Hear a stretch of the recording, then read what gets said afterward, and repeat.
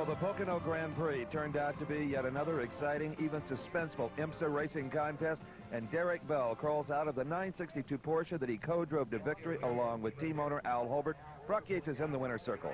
Okay, Derek Bell as he climbs out of the winning 962. Congratulations, Derek. Thank you. Any specific problems all afternoon? Well, unfortunately, we had a flat tire, and I knew it was just getting very difficult to drive on the infield. But I knew I had to stay out till I'd done enough so we didn't have to stop twice more. And I came in and I changed the rear tires because it always, when it's very stiff suspension, you think it's the other end. Yeah.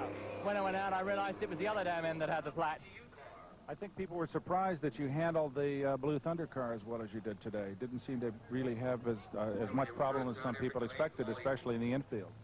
Yes, they obviously have to put a lot of stuff underneath the car to make it work very well for qualifying, and I guess it overheats too much for the race, but we seem to have overcome that a little bit. So congratulations on a super drive. Thank you. Let's go to Steve Evans with the second place finisher.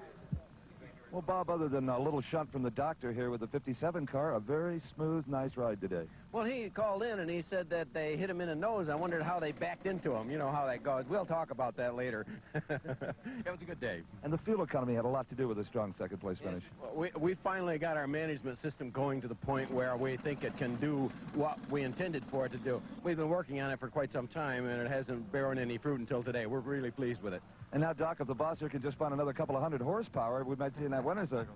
We're working on that, too. You know, there's a commercial that says something like that. You can't beat something. Well, you can't beat the knob in this business. And all the aficionados who are watching know what the knob is. Oh, indeed they do. Okay, maybe Brock Yates will explain that for us as he talks to the third place finisher. Right, Steve. I'm with Don and Dale Whittington, who brought their Blue Thunder March home in third place. A hard drive all day.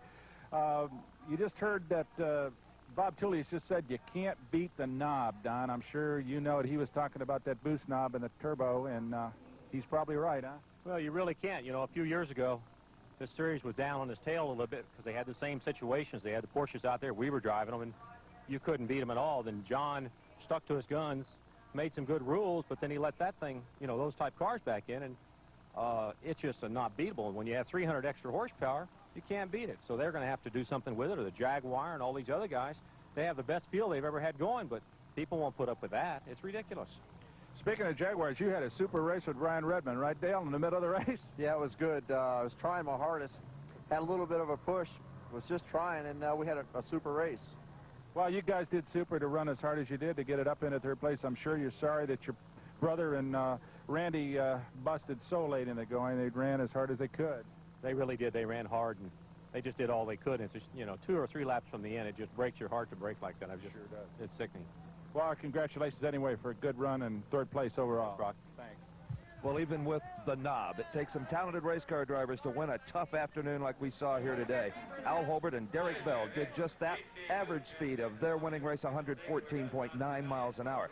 Now, the quickest lap time was turned in by Cyril Vandermeer, 1:23.2 seconds. That translates to over 121 miles an hour. That was probably when the boost was stuck at 1,000 horsepower. And Brock, a tip of the hat to this man, Gene Felton, who won the GTO division in the number 65 Camaro. He drove the entire 500 kilometers by himself.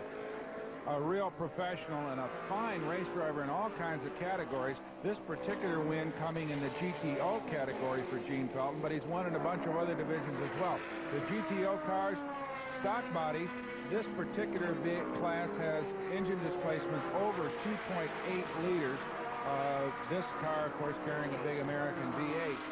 Competing against them, Porsches and Datsuns and a variety of imported machinery. Gene, a real specialist in driving big displacement American stock-type automobiles, which he really excels in. A lot of people say he's one of the most underrated drivers in the country. I agree. He has over 40 IMSA career victories. That's the most of any active driver. So again, congratulations to Gene Felton. A tough drive, a tired man, but he won it all in the GTO class. Well, he did it all by himself, as you say, and manhandling a relatively heavy and big automobile like a Camaro around this twisty stuff, as you see him going through that infield hairpin right there and getting a little bit wide. A very, very tiring drive for Gene. So he comes in 10th overall, which puts him right up there with the fast cars. In fact, I'm sure he finished ahead of a bunch of the faster GT prototype automobiles. In the GTU category, the John Schneider, Elliott Forbes Robinson Porsche comes in 12th overall. That automobile, very similar in rules to the GTO automobiles, except that obviously those cars are under 2.8 liters displacement, so a smaller category of production-type cars. Gene Felton's fastest lap in the GTO class was 1:31.760 seconds, a track record. Elliott Forbes Robinson in their 924 Turbo, they won the GTU and set the fastest lap at 1:36 and change. But it was this man, Derek Bell, who really got the spotlight in the GTP category, co-driving with Al Holbert to yet another IMSA victory. And even with problems, Randy